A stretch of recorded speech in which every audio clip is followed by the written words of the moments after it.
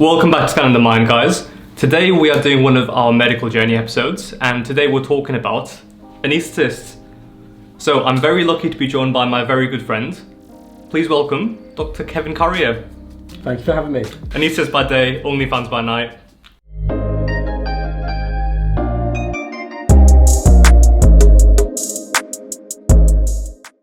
So you're an anaesthetist, and what stage of your training are you at? So I'm just got into ST4. Quite a rocky ARCP, I might add. ST4 anaesthetist, okay.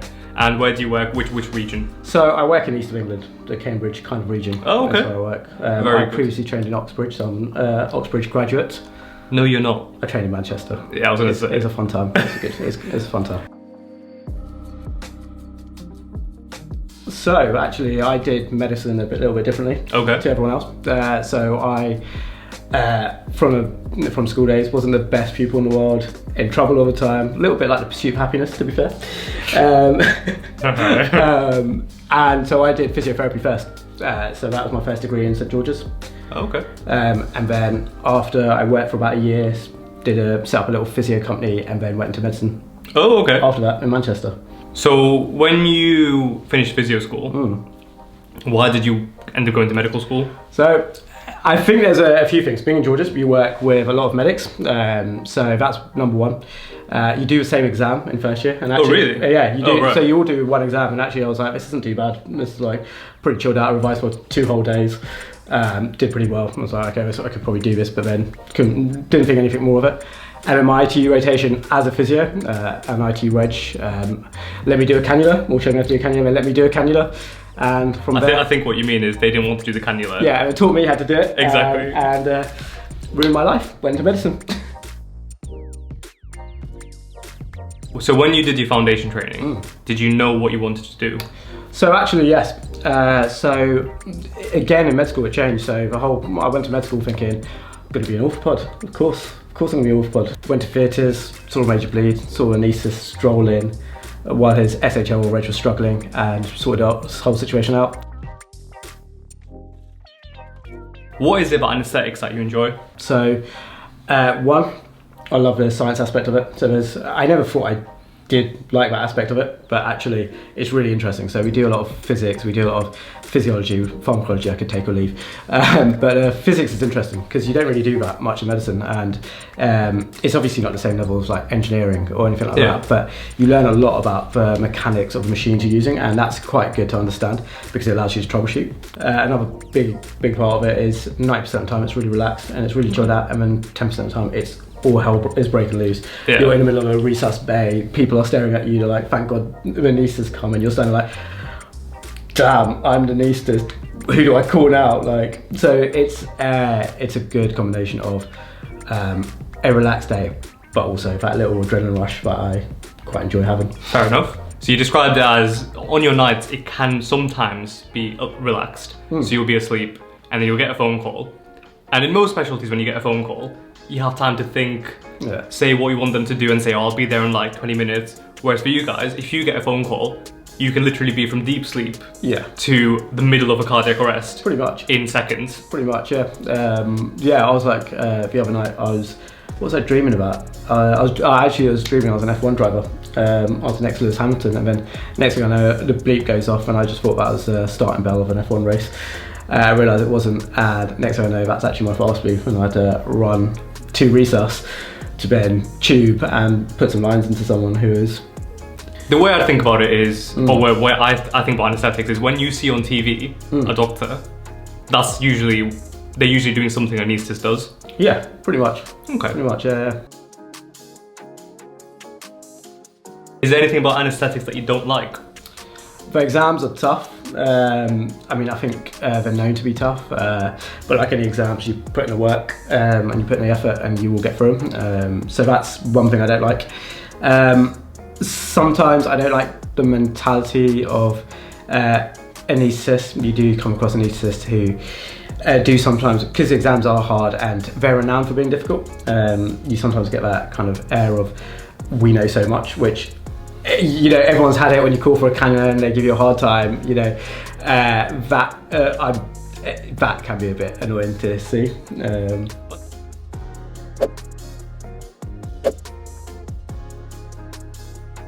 Does that affect you as an anaesthetist, or is it just frustrating that they're part of your sort of community? Exactly that. Because actually, you know, the majority of anaesthetists are just generally chilled out, cool people. But you get some that it does get to your head, because it is tough, and it's a tough regime. People do call you as your last resort. So yeah, another downside is it can be stressful. It can be very stressful. So like I said, it's sometimes very relaxing, but then it does kick off and people call the anaesthetist for everything. So I've actually had a call from a nurse to say there's a pigeon on the ward and she didn't know what to do. Yeah, it happens. What she wanted to do, intubate the pigeon? Yeah, exactly. So you get called for everything, and when people don't know where to go, the ICU reg is. So it's usually... I'm surprised they called you for the pigeon, not the medical registrar. So I think they tried to call the medical reg, and the medical reg hung up on them. So then they called the ICU reg. What did you do? I told them to call security. I mean, sensible. Maybe security would have taken that pigeon down and thrown it out of the hospital, but we don't know. I mean, looking back, it could have anaesthetised the pigeon. Shot could it, have. Kept him in dart at it. Yeah. So you get called at the peak and the worst situations, and people look at you and just expect you to deal with it. So and sometimes there is literally no one else you can call. So I've been in situations where I've had to intubate someone, and I've looked up, struggling, been like, oh god, I might not get this tube in, and this person might die, and looked around the room, and everyone is looking at me. Everyone looks at you because literally there's no one else to do it, and thank God I got it in, but that can be stressful. Tell us about a typical day as an anaesthetic registrar, which is a senior anaesthetic doctor. So again, it's varied. So effectively you come in the morning, more early starts. So you kind of start about 8. You go review you get a list of the patients you're going to have in your theatre that day. You go review them before to make sure they're all healthy enough for theatres, and this for more of elective work. And you then meet up in the morning with all the rest of the theatre team, the surgeon, make a plan of who you're going to operate on, which order, and what we need to do for that patient that day.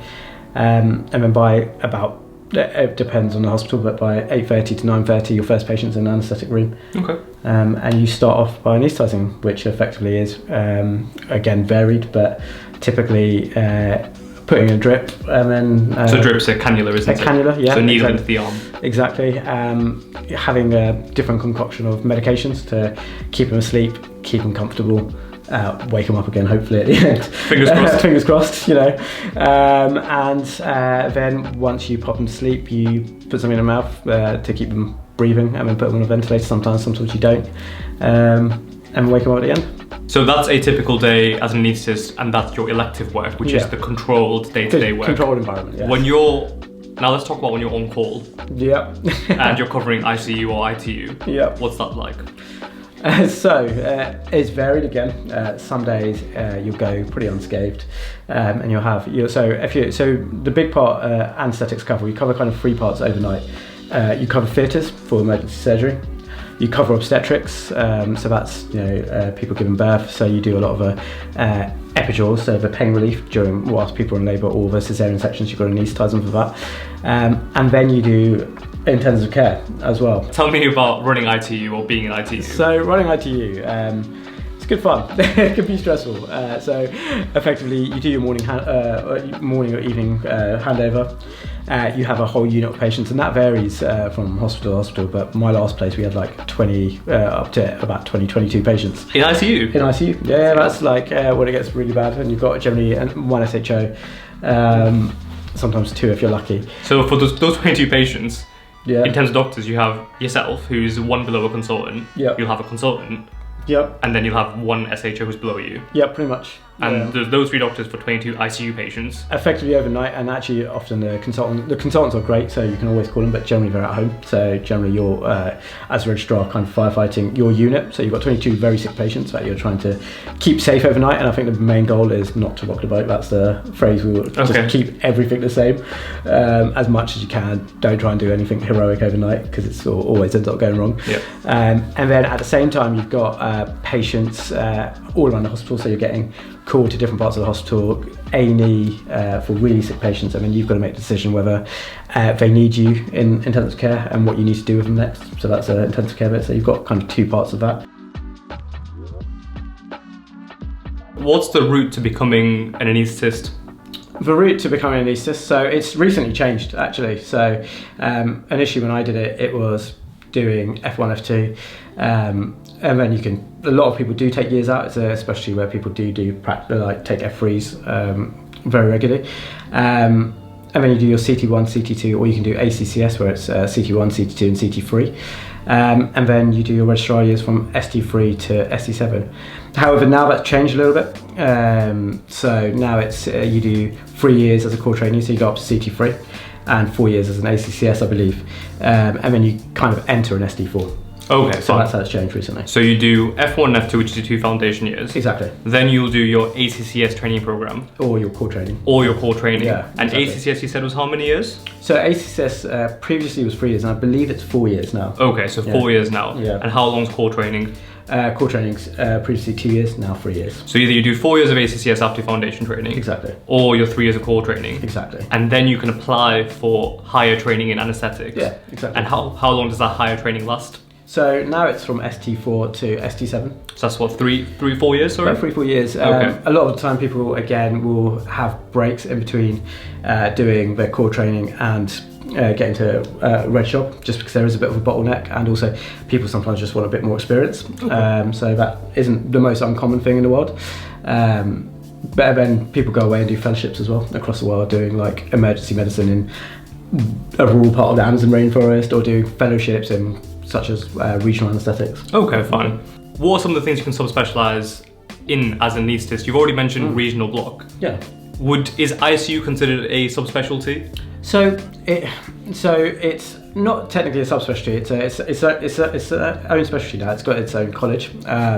So it's something you can apply to from anaesthetics, but you can also apply from A&E and medicine as well. Okay. So there's kind of 3 routes into ICU. So it's something, but as an anaesthetist, we do quite a lot of ICU as well. Yeah. A lot of our on-calls are in ICU. You've got to do blocks in ICU for a few months at a time. Okay, fine. Do you know what you want to subspecialise in? So I'm still pretty early on in my registrar training. So I quite like ICU, but it's having done a few months in COVID, it's got me a lot more grey hairs, and I don't want to be completely grey by the end of my life. Fair. You are greying at an alarming rate. Honestly, F1, F2, I was like dark like anything. You were? Yeah, you was. Young looking. Now I look like about a 50-year-old. So, yeah, mate. And that was only just 3 months of ITU during the pandemic. So. Oh dear.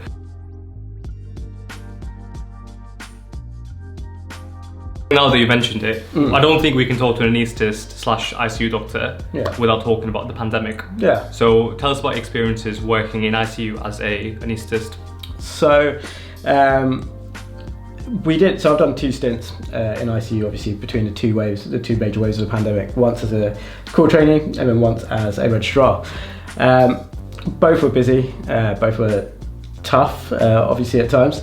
But actually being a registrar, and I think the second wave I just found so much worse than the first one. It was tiring. It was you were busy a lot of the time. I did extra shifts, so I did like there's a couple of days where I did like 17-hour shifts and just kept going. But it's one of those things, you kept your head down, stayed above water effectively, and just got through it. I think you're similar to a lot of people I know in that you're quite pragmatic about things. Yeah.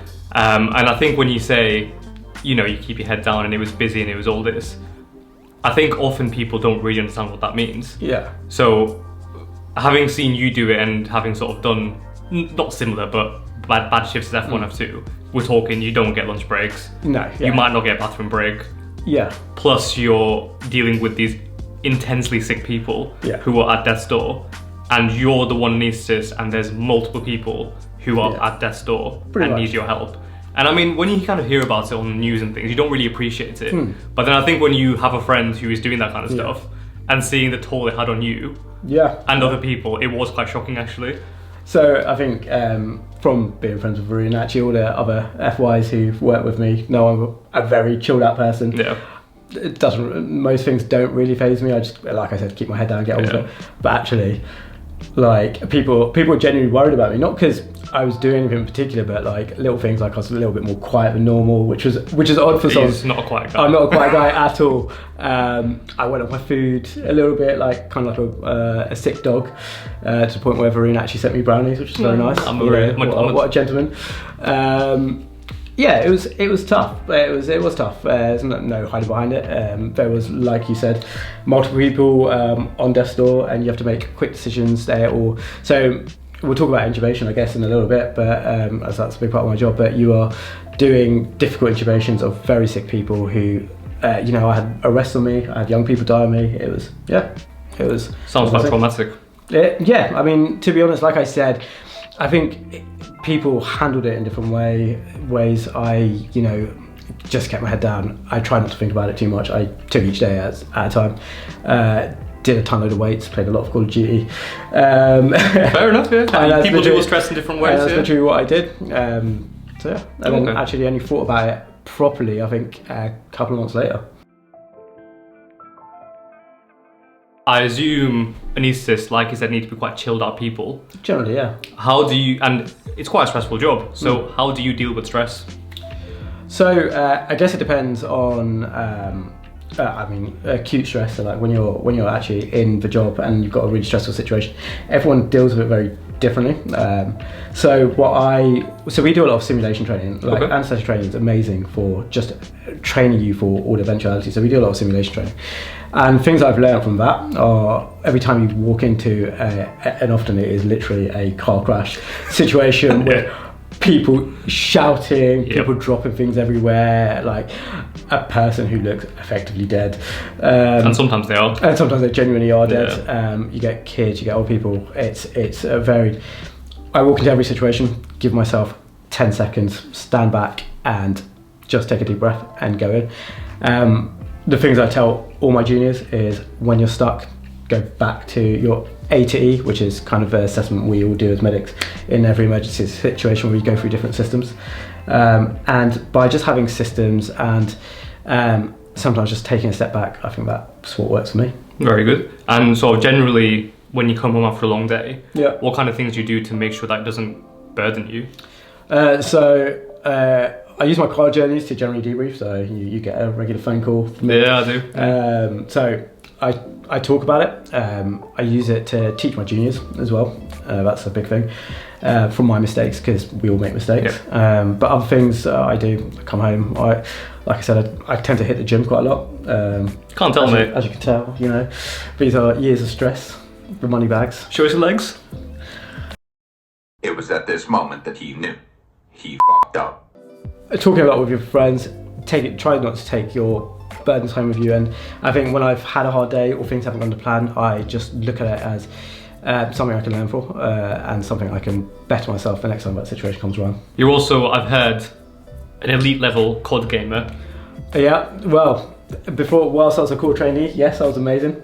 The registrar years have dropped down my kill to death ratio. Can't be good at everything, mate. I know, you've got to take the sacrifices. Call of Duty was sadly one of those things. Don't get me wrong, I'm still amazing, but just not as good as I used to be. I mean, you're in a different kind of gulag with the pandemic. It was a full-on gulag, to be fair. To finish off, any advice you'd give to up-and-coming wannabe anaesthetists? Do it, it's awesome. No, but in all honesty, you don't get that much exposure, I don't think, in medical school, and as an F1, F2. I highly recommend a taste a week in anaesthetics, just to see what it's like, both in anaesthetics and ICUs, just so you can see the split. Okay. And you'll know pretty quickly if it's for you. Well, Kevin, thank you for coming on. Not a problem. Appreciate your time. Yep, thank you. Thank you for the payment. About that. We have filmed a few of the specialties as well, which will be coming out over the next few weeks and months. If there's any specialties you want to see, drop in the comments down below.